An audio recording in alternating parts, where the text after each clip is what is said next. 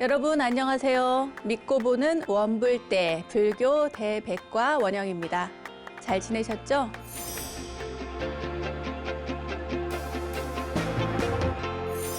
오늘 지식인 시작 전에 잠시 단어 하나를 소개해 볼까 합니다. 바로 처음 초자입니다. 우리가 많이 듣는 단어 가운데 한 달의 시작을 뜻하는 초하루 있잖아요. 그 초하루의 초는 한자로 시작한다라고 하는 의미입니다. 이 처음 초자를 자세히 보시면요. 옷의 할 때의 의자와 칼도 할 때의 도자가 합쳐져 있습니다. 그럼 무슨 뜻이겠어요? 옷의 칼도. 그러니까 칼로 옷을 재단한다, 자른다 이런 뜻이겠죠. 옷을 만들기 위해서 천을 칼로 자르다라는 그런 뜻입니다. 그 속뜻을 더 깊게 들여다보면요. 삿된 것을 없애고 새로운 것을 시작한다. 그러니까 나쁜 것을 재단한다 이런 뜻으로 보면 될 것 같습니다. 자, 다시 정리하자면요. 초하루란 지난달에 삿된 것, 나쁜 것, 잘못된 것을 없애버리고 새롭게 시작하는 한 달의 첫걸음, 그러니까 무탈하기를 바라는 마음으로 기원하는 겁니다. 초심, 초발심, 이럴 때에도 이 처음 초자를 씁니다. 중요한 시작을 알리는 날 더욱 강조해서 쓰는 건데 그만큼 우리 마음속에 어떤 삿된 것도 끼어들지 않게 하고 또 끊임없이 정진하고 또 실천하겠다 이런 결심과 발언이 담겨 있다고 보시면 되겠습니다. 우리 원불대와 함께하는 여러분 모두 그 처음, 그 마음, 초심을 잃지 마시고요. 뚜벅뚜벅 앞으로 나아가는 그런 불자가 되시기 바라겠습니다. 자, 그럼 이제 원영 스님의 불교 대백과 시작해 보겠습니다. 오늘도 어서 모이세요.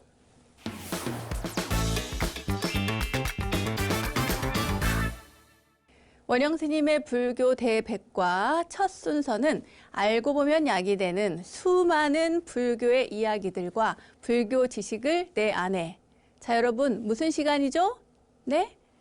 맞습니다. 원영 스님의 불교 대백과 지식인 시간입니다.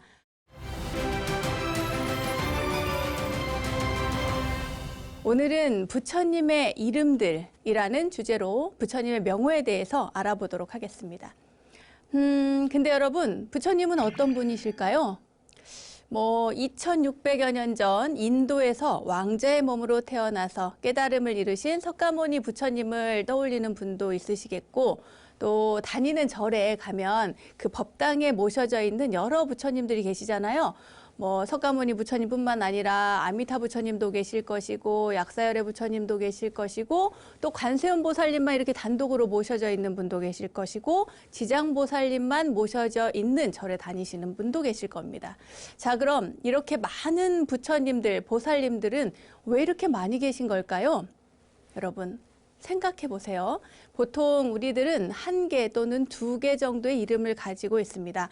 저만 하더라도 출가하기 전에 속가 이름이 있고 그 이외에 출가해서 원영이라고 하는 또 하나의 법명이 있습니다. 그리고 우리 원불대 꼼꼼 PD 알고 계시죠? 누군지? 그 PD도 이름이 한 개만 있을 뿐이죠. 하지만 부처님을 부르는 명호는 굉장히 많습니다. 여러분들 다 알고 계신가요?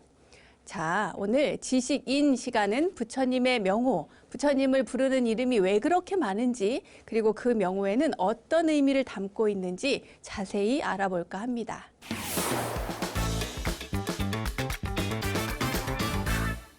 일단 부처님의 명호가 다양한 건 부처님께서 화연하신 모습이 각각 다르기 때문에 그렇게 표현이 된 거예요. 역할에 따라서 달라지는 거죠. 초기 불교에서의 부처님, 그러니까 부처불, 부처님은 깨달은 사람이라는 뜻으로 석가모니 부처님에 한정되어 있었습니다. 그런데 시간이 막 흘러서 부파불교 또 대승불교 이렇게 이어져 내려오면서요. 타방불 신앙이 생기게 됩니다. 이 타방불이라는 것은 뭐냐면요. 각 지역마다 그러니까 북방이든 동방이든 서방이든 온갖 지역에 모두 부처님이 존재한다라고 하는 사상입니다. 이 세상에 부처님이 아니 계신 곳이 없다 이런 생각을 갖게 된 거죠. 서방에는 아미타불 많이 들어보셨죠? 서방정토 극락세계 아미타 부처님. 또 동방에는 누구? 아촉불, 아촉 부처님이 계시다는 겁니다. 여러 부처님과 불보살님들이 등장하게 된 것이죠. 예를 들면 자비로운 측면에서 보면 누구를 떠올려요?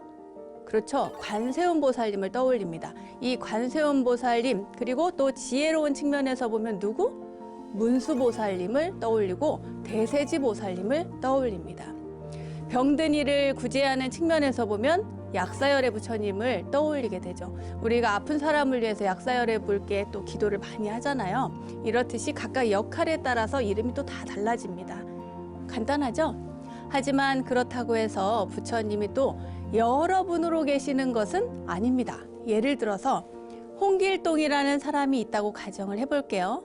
어머니가 보면 아들이고, 또 홍길동의 아내 입장에서 보면 남편이고, 또 직장의 부하 직원이 보면 누구겠어요? 홍길동은 직장 상사겠죠. 이처럼 수많은 관계 속에서 그 역할이나 입장의 차이에 따라서 달리 불리게 됩니다.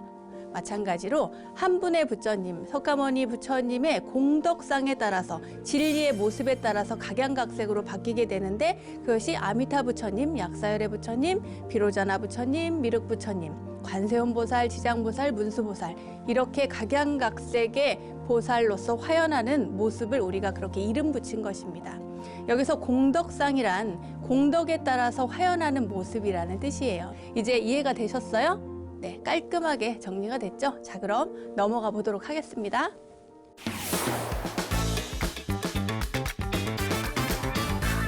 자, 이번에는 열의 10호입니다. 열의 10호 많이 들어보셨죠? 부처님에게는 10가지 이름이 있습니다.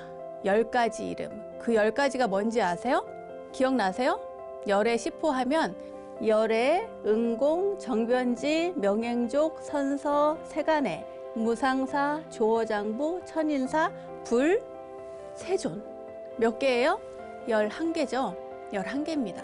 그런데 이 11개를 왜 열의 10호라고 하느냐? 두 가지 방식이 있습니다. 뭐냐면 열애를 집어넣고 열애, 응공, 정변지, 명의조, 선서, 세간의, 무상사, 조어장부, 천인사 하고 불과 세존을 같이 붙이는 거예요. 그래서 불, 세존 이렇게 해서 10가지가 되기도 하고, 또 초기 불교 하시는 분들은 여기에서 열애를 뺍니다. 열애를 빼고 응공부터 시작해요. 응공, 정변지, 명행족, 선서, 세간의, 무상사, 조어장부, 천인사, 불, 세존 이렇게 10가지로 나누기도 합니다. 그런데 저희는 불교 대백과니까 이 10가지, 그러니까 토탈 11가지에 대한 이름을 여러분들께 낱낱이 그 의미에 대해서 설명해 드리도록 하겠습니다. 먼저 열의 10호니까 열의 뜻을 알아야겠죠? 열애라고 하는 것은 산스크리트어로 타타가타라고 합니다. 여러분 그 노래 아세요? 옛날에 김국환 씨가 불렀죠? 불자 가수 김국환 씨가 타타타라고 하는 노래를 불렀는데, 그 노래가 사실은 타타가타에서 왔다는 사실 여러분 아시는지 모르겠습니다. 타타가타라는 말은요, 그와 같이 오신 분, 그러니까 같을 여자에 올 레자를 쓰거든요. 그와 같이 오신 분, 이러한 뜻입니다. 그런데 이 그와 같이 오셨다라고 하는 것은 그냥 총총 그렇게 오셨다 이런 뜻이 아니라 진리의 세계로부터, 진리로부터 오신 분이라는 뜻입니다. 이 세상에 오셔서 참된 진리를 여실히 보여주신 분이라는 뜻입니다. 시방 3세에 상주불변하는 부처님의 법이 중생 제도를 위해 다른 형태의 모습으로 나타날 수 있다는 사실을 상징합니다. 왜냐하면 그와 같이 오셨으니까요. 아시겠죠? 부처님께서요, 법문을 하실 때 가만히 들어보면 열애라고 표현한 적이 많이 있습니다. 경전을 보면 알 수가 있어요. 열애는 이러이러하다 이렇게 표현하신 적이 있는데, 이럴 때 열애라고 표현하는 것은 스스로를 가리키는 그런 표현이 아니에요. 1인칭 표현이 아닙니다. 깨달음을 얻으신 분, 진리로부터 오신 모든 부처님들을 토탈해서 3인칭으로 열애라고 이렇게 표현을 한 거죠. 깨달은 이의 객관적인 표현이라는 것 알아두시면 좋겠습니다. 또 그거 아세요? 열애라는 호칭을 우리는 부처님만큼 중요하게 여깁니다. 예를 들어서 석가모니 부처님을 석가열애, 또 아미타 부처님을 아미타열애 이런 식으로 부르잖아요. 그러니까 부처불, 부처님의 경지와 또 열애의 경지, 그것이 동격이기 때문에 불과 열애를 동격으로 같은 자리에 둔 것입니다. 물론 당연하겠죠. 열애 10호에 들어가니까요. 자, 두 번째 응공은 아라한, 아라하트라고도 하죠. 아라한이라고 하는 의미를 가지고 있습니다. 이 아라한은요, 응당히 공양을 받을 수 있고 또 받아야 마땅한 분이라는 의미입니다. 한자로 표현하면 응수공양이라고 표현을 할 수가 있겠어요. 깨달음을 얻은 분이시기 때문에 마땅히 공양을 받을 만한 그런 자격이 있다는 거겠죠. 하늘과 또 모든 이 지상의 모든 사람으로부터 공양받을 자격이 있는 분, 그런 분을 아라한, 아라하트라고 합니다. 그 경전에 살펴보면요, 초기 경전에 보면 부처님이 이렇게 말씀하십니다. 아라한은 어리석음을 버리는 사람이며 생사윤회를 벗어난 사람이며 또 가래, 그러니까 욕망, 애욕을 끊어버린 사람이며 나라고 하는 집착과 또 교만을 버린 사람이다. 이렇게 말씀을 하셨습니다. 그런데 요즘 절에 가보면요, 16나한도 있고 또 500나한전도 있고 그렇잖아요. 나한님들이 후대에 오면 굉장히 많아집니다. 하지만 여기에서 말하는 열의 10호에 상징하는 아라한과 후대에서 말하는 아라한들은 좀 다릅니다. 전혀 내용이 달라요. 동등한 위치가 아닙니다. 열의 10호의 아라한과 후대의 500나한의 나한은 전혀 그 동등한 위치가 아니라는 사실 여러분 기억해 두시면 좋겠습니다. 세 번째 정변지입니다. 정변지. 두루두루 다 잘 안다는 얘기겠죠? 이것은 산스크리트어의 삼맥삼붓다라고 하는 단어에서 왔습니다. 삼맥삼붓다를 번역을 하면 삼맥삼보리, 그리고 조금 더 자세히 한자로 번역하면 등정각자, 이렇게 이야기를 합니다. 이 등정각이라고 하는 것은 정각과 같은 위치에 있는 자라고 하는 뜻입니다. 등정각을 얻은 거죠. 얻은 자. 여기에 우리는 보통 그냥 삼맥삼보리, 삼맥삼붓다라고 하지 않고 안욕따라 삼맥삼보리 이렇게 많이 합니다. 이 안욕따라라는 것은 뒤에도 나오는데 무상이라고 하는 뜻이에요. 이보다 더 높은 분이 없다, 이런 뜻이죠. 이 정변지는 두루두루 다 알고 있는 분이라는 뜻인데 모든 걸 다 깨우쳐 아는 분인데 간단히 말하면 부처님의 가르침 가운데 사성제가 있죠. 사성제는 고, 진, 멸, 도를 말합니다.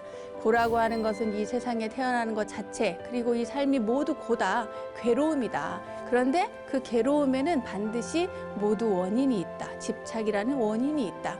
그리고 그 원인을 소멸시키는 방법이 있다. 이렇게 해서 4가지, 소멸과 소멸에 이르는 길까지 해서 고진멸도를 부처님께서 많이 말씀을 해주셨는데 이 사성제와 같이 올바른 진리를 여실히 깨달아서 우주 만물의 모든 이치를 완전하고 또 바르게 깨달은 지혜를 갖춘 분이라는 뜻이 바로 정변지입니다.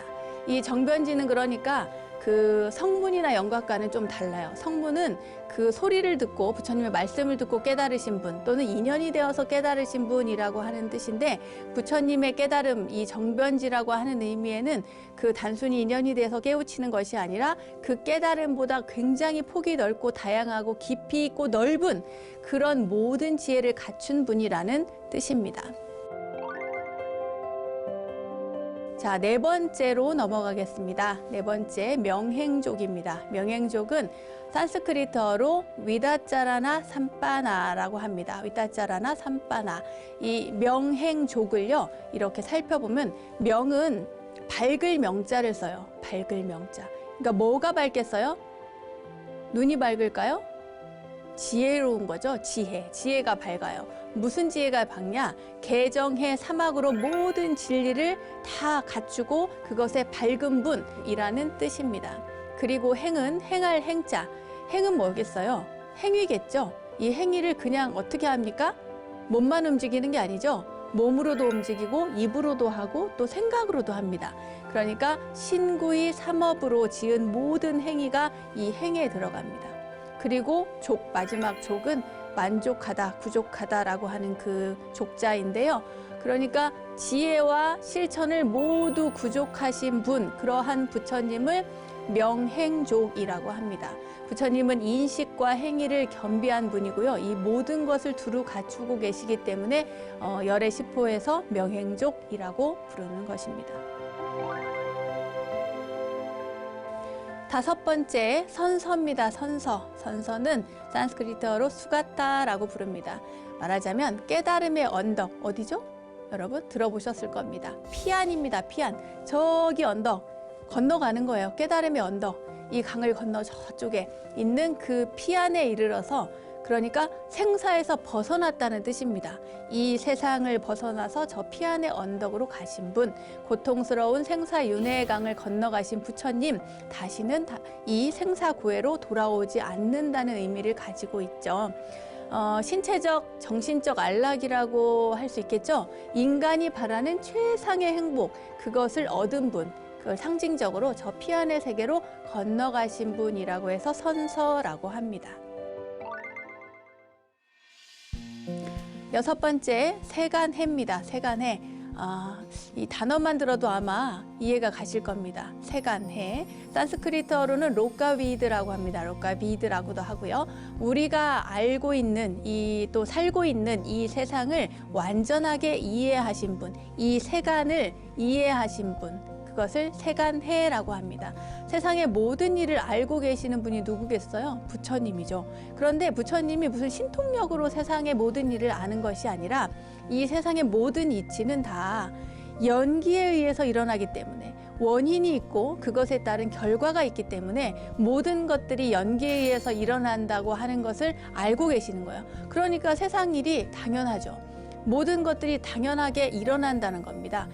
쉽게 말해서 제가 방송국에 왔기 때문에 이 방송을 할 수 있는 것이고, 여러분들이 불교 대백과에 관심을 가져주기 때문에 지금 이 방송을 시청하고 있는 것처럼 모든 것에는 반드시 원인이 있고 그 다음에 결과가 있습니다.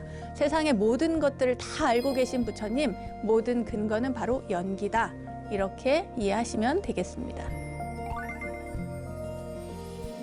일곱 번째, 무상사입니다. 아까도 말씀드렸죠. 무상사는 아뇽따라라고 합니다. 산스크리트어로 아뇽따라라고 하는데요. 무상은 위가 없는 거예요. 윗상자. 항상 상자가 아니라 없을 무의 윗상자. 더 이상 위가 없어. 제일 높다는 그런 뜻입니다. 가장 높은 분, 가장 탁월한 분, 그 부처님을 이야기합니다. 모든 것 가운데 비할 바가 없어요. 왜냐? 완전하기 때문에. 그 무엇보다도 위에 계시는 분이라고 하는 뜻입니다. 세상에 깨달음을 얻은 분은 생각해보면 꽤 많아요. 조사 스님들도 있고, 부처님 당시에는 부처님 제자들도 부처님의 가르침으로 깨달은 제자들 굉장히 많았거든요. 그러나 깨달음을 얻은 분들은 많으나 부처님의 경지에는 이르지 못한다. 부처님과 동격은 아니라는 거예요. 그래서 그 더 이상 위가 없는 분이라고 해서 무상사라고 합니다. 이제 손가락이 어렵네? 여덟 번째 조어장부라고 합니다. 조어장부는 뿌르사담냐 사라티. 어렵죠? 뿌르사담냐 사라티. 이 가운데 이 사라티라고 하는 말이요, 단어가 조련사, 조정사라고 하는 뜻입니다. 그러니까 조어장부는 뭐겠어요? 컨트롤을 잘하는 사람, 사람을 잘 길들이는 분, 그런 분을 조어장부라고 합니다. 지혜와 자비를 두루 갖추신 부처님께서 모든 사람들이 몸과 마음의 조화를 이루어서 올바르게 살아갈 수 있도록 깨달음으로 인도해 주신다는 뜻입니다. 그러니까 세상 사람들이 어때요? 감정의 기복도 심하고, 또 뭐 이랬다 저랬다 선택장애도 많고, 또 어떤 때는 우울했다가 어떤 때는 슬펐다가 어떤 때는 너무 기뻤다가, 이런 것들이 너무 많잖아요. 그 모든 것들은 올바른 가르침에 따라서 이 마음의 조화를 이루어서 잘 살아갈 수 있도록 이끌어 주신다는 거예요. 그리고 잘못한 것도 그것을 지적하고 그것을 바른 길로 이끌어 주는 거죠. 예를 들면 여러분 앙굴리마라 아시죠? 연쇄살인자잖아요. 연쇄살인범. 이 앙굴리마라 같은 사람도 부처님이 제도에서 바른 길로 이끌어 출가해서 수행자가 됐고, 또 암바빨리 같은 유녀, 그러니까 기녀도 부처님의 가르침을 듣고 바른 수행자로서 부처님이 이끌어 주시잖아요. 그런 것처럼 이 세상의 모든 어렵고 힘든 상황뿐만 아니라 잘못된 길을 가고 있는 사람들도 모두 제자리로 돌려서 바른 길을 걸을 수 있도록 조어해주는, 그러니까 제어해주는 분, 그분이 바로 조어장부 부처님이십니다. 이제 9번째입니다. 천인사, 천인사. 천인사는 산스크리트어로요, 샤스타 데와 마누샤남이라고 하는데 하늘과 인간의 위대한 스승이라고 하는 뜻입니다. 천인사, 하늘 천자에 사람 인자, 스승 사자예요. 그러니까 하늘과 인간의 스승이라는 거야. 천인과 인간의 스승, 위대한 스승. 부처님께서 모든 이들을 다 해탈케 하는 원동력을 가지신 분이라는 뜻입니다. 그렇다고 해서 우리가 주의할 점이 있어요. 부처님은 절대자가 아닙니다. 메시아가 아니에요. 부처님은 인간으로서 육체를 가지고 수행을 해서 깨달음을 얻으신 분이기 때문에 그 깨달음을 얻고 또 열반에 들어서 모든 이들에게 가르침을 주고 그 가르침으로 바른 길로 이끌어가는 분이시지 메시아는 아닌 거예요. 아시겠죠? 그 다음에 10번째는 불세존, 같이 보아도 되고 따로 또 설명을 할 수도 있습니다. 이 불이라고 하는 것은 붓다, 많이 듣죠. 흔히 붓다, 부처님을 붓다라고도 하고 한자로 쓰면 깨달을 각자를 써서 각자라고 합니다. 부처 불자. 부처 불은 부처님은 깨달으신 분이라는 뜻입니다. 쉽게 말하자면 자기 자신도 깨우치고 남도 깨우치게 만드는 분, 그분이 바로 부처님, 붓다입니다. 그리고 세존이라고 하는 것은 바가와트라고 하는 단어에서 왔습니다. 많이 들어보셨을 거예요. 세존이시여, 이 경전에 굉장히 많이 나오거든요. 세존이시여. 누가 이렇게 부를 때 명행족이시여 이렇게 잘 안 불렀어요. 경전에 보면 보통 세존이시여 이렇게 제자들이 부르는 경우가 많습니다. 이 세존이라는 단어가 굉장히 많이 나오는데 이 세존이라는 것은 중생의 존경을 한 몸에 받는 분이란 뜻입니다. 말 그대로 세상에서 가장 존귀하신 분, 그분이 바로 세존이라는 겁니다. 이제 10가지를 모두 설명을 해드렸는데요. 열의 10호, 여러분 이제 어느 정도 이해가 가셨습니까? 뭐 가장 높고 가장 넓고 가장 깊고 이렇게 이해하시면 되겠습니다. 가장 훌륭하신 분, 우리가 믿고 따르는 부처님의 명호에는 10가지 있고, 다시 한번 이야기를 해볼까요? 열의 10호, 열의 응공, 정변지, 명행족, 선서, 세간의 조어장부, 무상사, 천인사, 불세존, 이렇게 10가지 열의 10호 여러분 기억을 해두시면 좋겠습니다.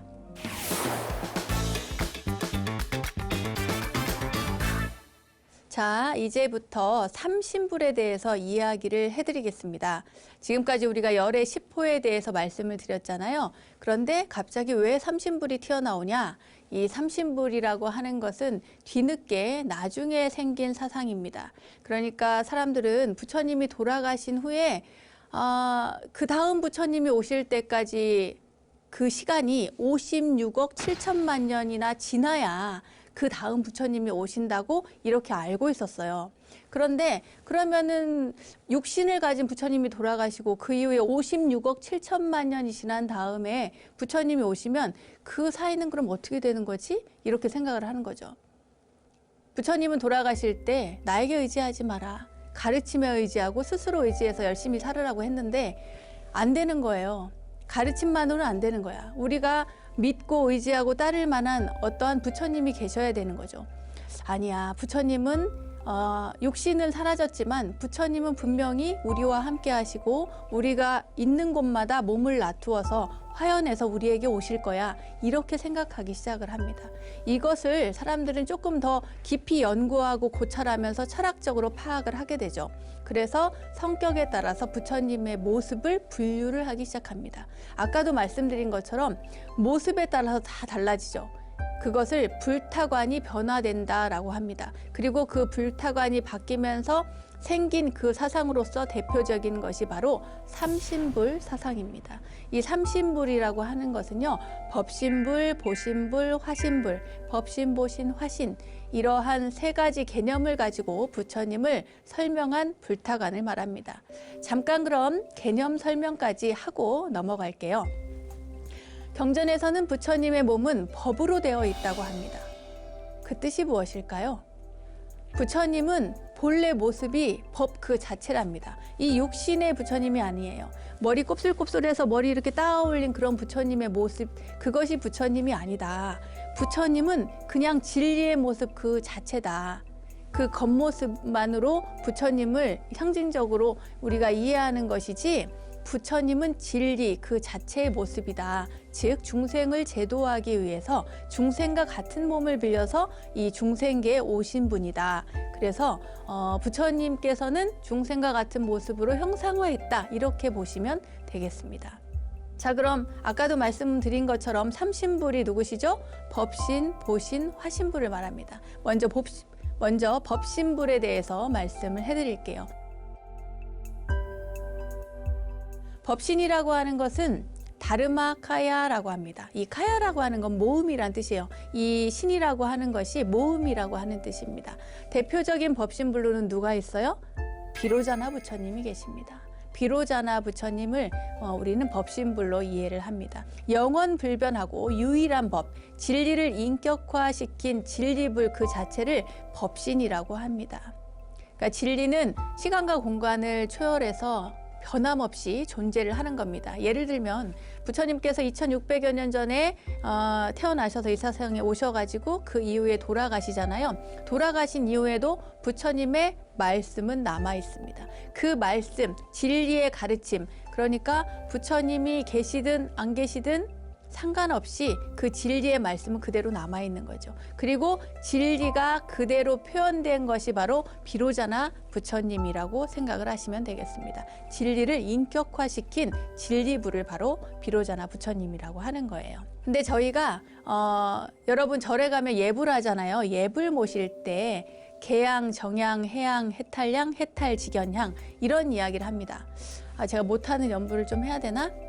개향, 정향, 해양, 해탈양, 해탈, 직연향 이렇게 하거든요.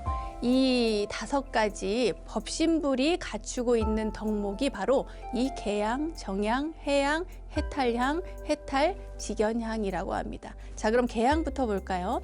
개양은 계율을 잘 지키는 것입니다. 일상생활을 우리가 잘 컨트롤하고 또 제어하면서 살아가야 우리가 이 마음에 혼란이 없겠죠. 그 혼란이 없는 것이 바로 정입니다. 정. 그리고 혼란이 없고 또 고요함을 유지해야 거기에서 참된 지혜가 나오겠죠. 그래서 지혜 해자 해양이 나옵니다. 그 다음에 지혜가 나온 다음에는 뭐겠어요? 지혜가 있는 사람은 구속되지 않겠죠. 속박에서 벗어납니다. 집착하지 않으니까요. 그래서 해탈이라고 합니다. 그리고 해탈하게 되면 어떻게 되겠어요? 모든 속박에서 벗어나서 깨달음으로 얻은 자유자재함, 그것을 아는 것이 바로 해탈직연입니다. 여기서 잠깐 법이라는 단어에 대해서 한번 이야기를 해볼게요. 우리가 법 얘기를 하면요, 법에는 여러 가지 유형이 있습니다. 쉽게 말해서 일상생활에서 보면은 사회적으로는 법률이 있겠죠. 이것도 해서는 안 되고 저것도 해서는 안 되는, 그렇게 국가법이라든지 민법도 있고 형법도 있고 다양한 법률이 있습니다. 그것을 우리가 법이라고도 얘기하는데, 불교에서는 이 법이라고 할 때의 법은 진리를 말합니다. 깨달음의 진리를 우리는 법이라고 합니다. 그래서 법신불이라고 이야기를 하는 거예요. 그리고 또 한 가지가 있습니다. 지금은 이야기하지 않지만 언젠가는 이야기할 때가 올 것 같습니다. 이 눈에 보이는 모든 인식 대상, 여기에 보이는 스튜디오에 보이는 모든 카메라 장비며 또 조명이며 이런 이 모든 것들, 이것을 다 눈으로 인식하는 인식 대상을 또 법이라고 합니다. 여기에서 조금 아까 말씀드린 것처럼 법신불에서는 깨달음의 진리를 가리키는 것으로서 법신이라고 표현을 합니다. 아시겠죠? 자, 두 번째 보신에 대해서 말씀을 드리겠습니다. 이 보신에 대해서는요, 이해하기 어려워하는 분들이 상당히 많습니다. 법신은 되게 쉬운데 보신은 뭐예요? 이렇게 말씀하시는 분들도 많이 계세요. 이 보신의 보자는요, 과보를 받는다, 받을 보자를 이야기를 해요. 그러니까 받고 응한다, 이런 뜻까지 가지고 있습니다. 깨달음을 얻은 뒤에 그 깨달음을 위해서 끊임없이 정진한 과보를 즐긴다는 의미도 담겨 있습니다. 쉽게 말해서요, 보살로서의 삶을 열심히 살고 또 수행을 완성시킨 부처님이 계세요.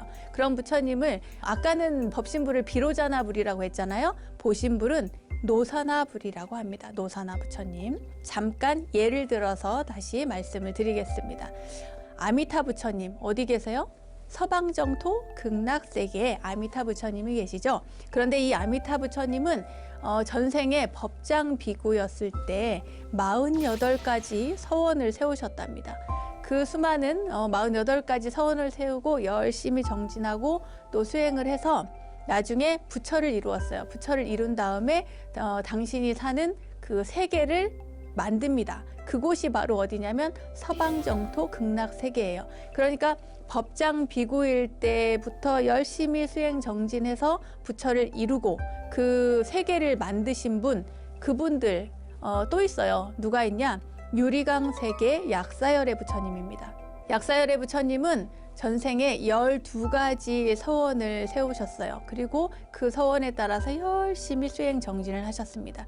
그 중에 대표적인 게 7번째 서원입니다.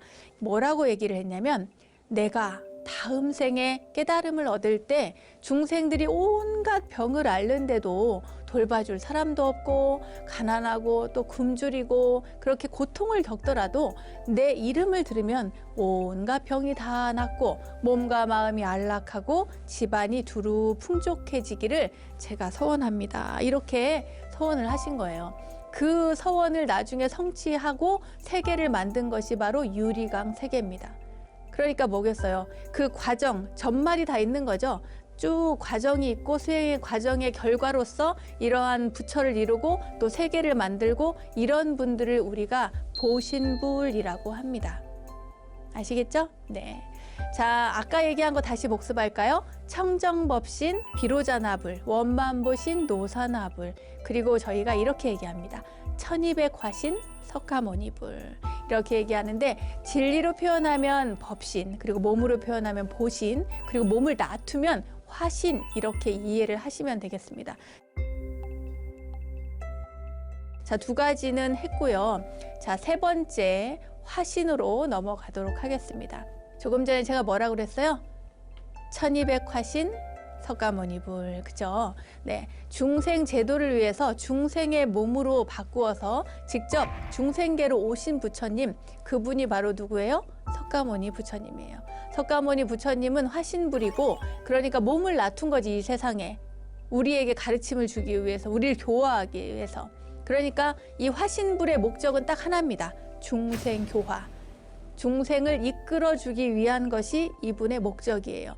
그런데 이 화신은 이 변화할 화자를 씁니다. 변화에 어떤 모습으로도 다 바꿀 수가 있어요. 그러니까 어떤 특정한 상호를 갖추지 않고 갖가지 모습으로 중생을 구제하는 부처님이라고 하는 뜻입니다.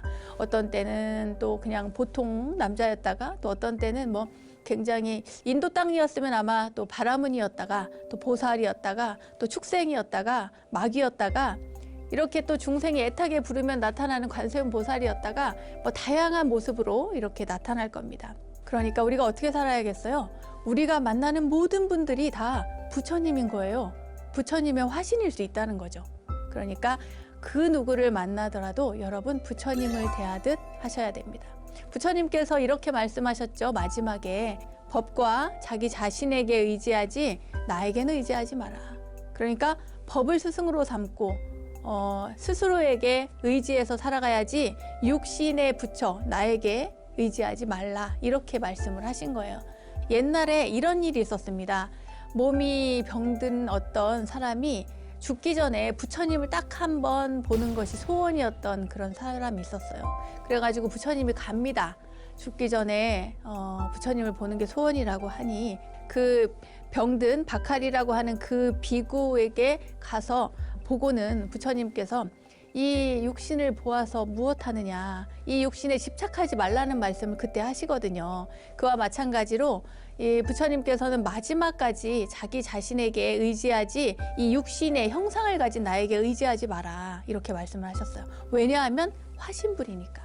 부처님은 언제 어느 때라도 모습을 가지고 중생의 모습으로도 나타날 수 있고 천신의 모습으로도 나타날 수 있고, 다만 그때 당시에는 부처님께서 인간과 똑같은 형상을 가진, 또 특히나 인도인의 모습으로, 네팔인의 모습으로 나타나신 거지, 그 모습은 똑같이 인간과 똑같아서 나이 먹고 늙고 병들어서 열반에 드는 그 육신에 집착해서 무엇하겠느냐 이런 말씀을 하신 겁니다. 아시겠죠, 여러분? 자, 여기서 한 가지 더 덧붙이자면요. 삼신불의 위치를 알려드릴게요. 그 사전상으로 보면은 이 삼신불을 전각에 모실 때는 당연히 이 가운데는요. 누굴까요? 법신불 손 들어보세요. 법신불. 손 안 드네요. 자, 그러면 보신불, 화신불,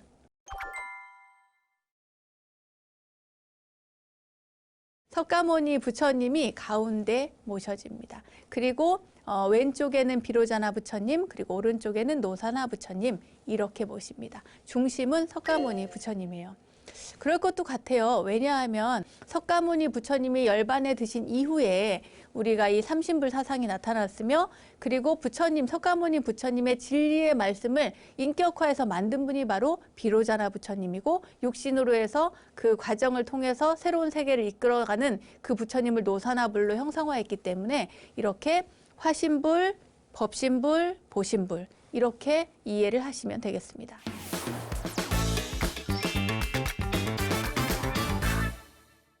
불교 지식을 내 안에 원불대 지식인 시간. 오늘은 부처님의 여러 이름, 명호들과 그 속에 담긴 뜻을 알아봤는데요. 저희가 여기서 끝이 아닙니다. 다음 시간에는 그 부처님들에 대해서 구체적으로 낱낱이 파헤쳐서 여러분들께 소개를 해드리겠습니다.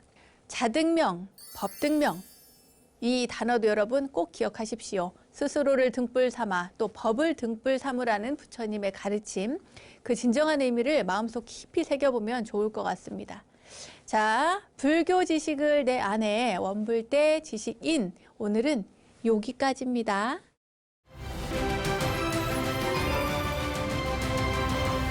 저절로 알게 되는 사찰 이야기, 오늘은 이절로, 아니 저절로 시간입니다. 오늘 저절로 시간에는 바로바로 두 그루 은행나무의 전설을 품은 강화 전등사로 떠나보겠습니다. 강화 전등사 여러분 잘 아시죠? 고구려 아도 화상이 창건한 사찰입니다. 대웅전, 약사전, 또 범종이 있는 누각, 불상 등 보물로 지정된 불교 문화재가 6점 정도 있을 정도로 역사와 유래가 아주 깊은 사찰입니다. 이곳 전등사에는요, 큰 은행나무가 두 그루가 이렇게 있어요. 수령이 한 500년쯤 되는, 500년도 넘었다고 하죠. 그런 나무가 있습니다. 한 나무는 노승나무고요. 다른 한 나무는 동승나무라고 불립니다. 또 다른 이름으로는 암컷, 수컷이라고 불리기도 하지만요. 이 은행나무는 암수가 서로 마주보고 있어야 열매를 맺는다고 하잖아요. 그런데 전등사의 이 두 은행나무는 꽃은 많이 피는데 열매가 맺지 않는다고 합니다. 오, 왜 그럴까요? 이게 다 이유가 있습니다. 자, 그럼 그 의문을 따라서 전설 속으로 들어가 볼까요? 때는 철종 때입니다. 조선 말기쯤 되죠. 철종 임금 때 불교 탄압이 엄청 심했던 그런 시절입니다.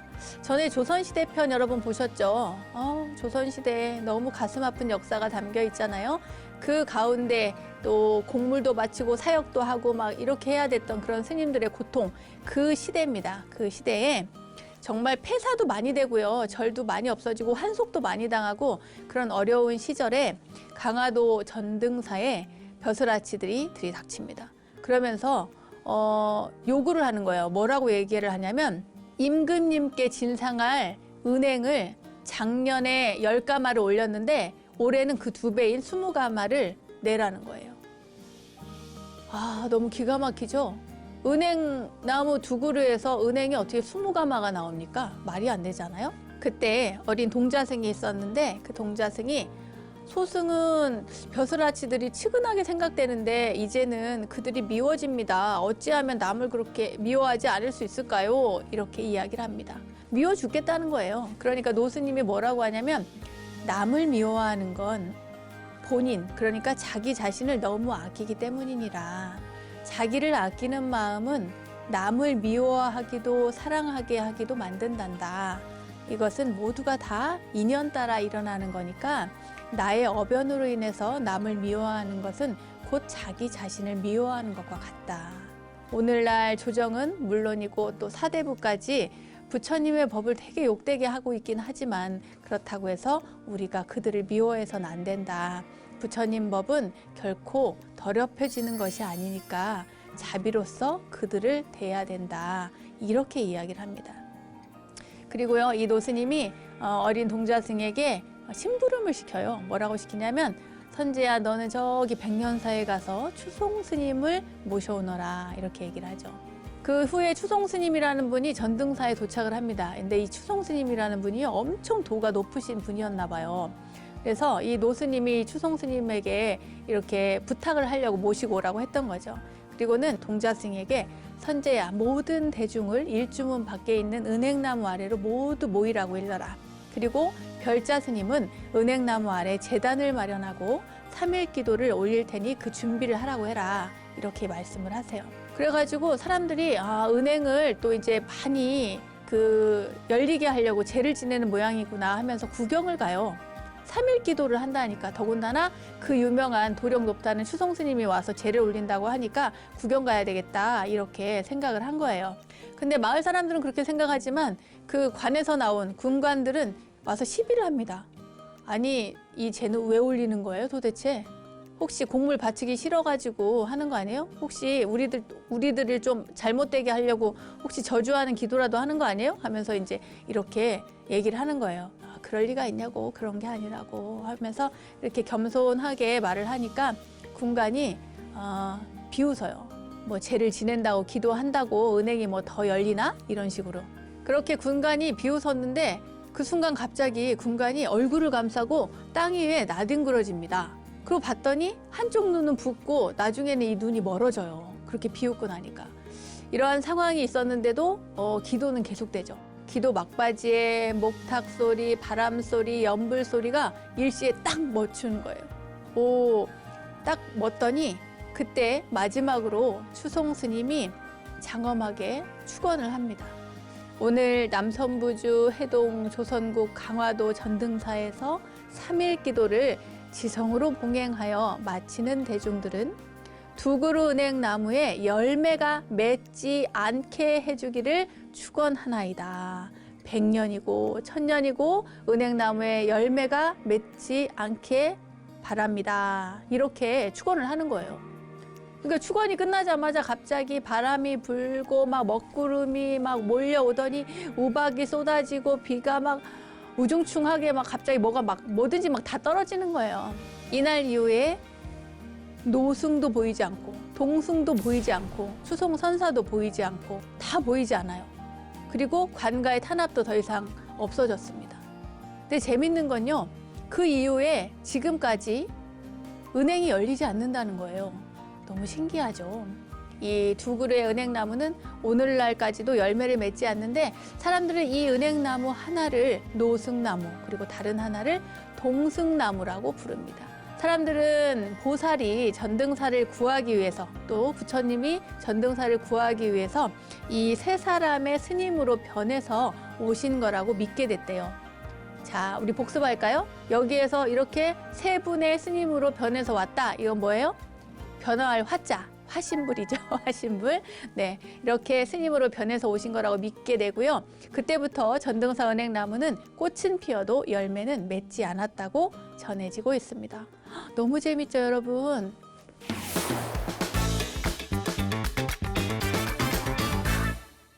원영 스님의 불교 대백과, 오늘도 여러분 즐거운 시간 되셨나요?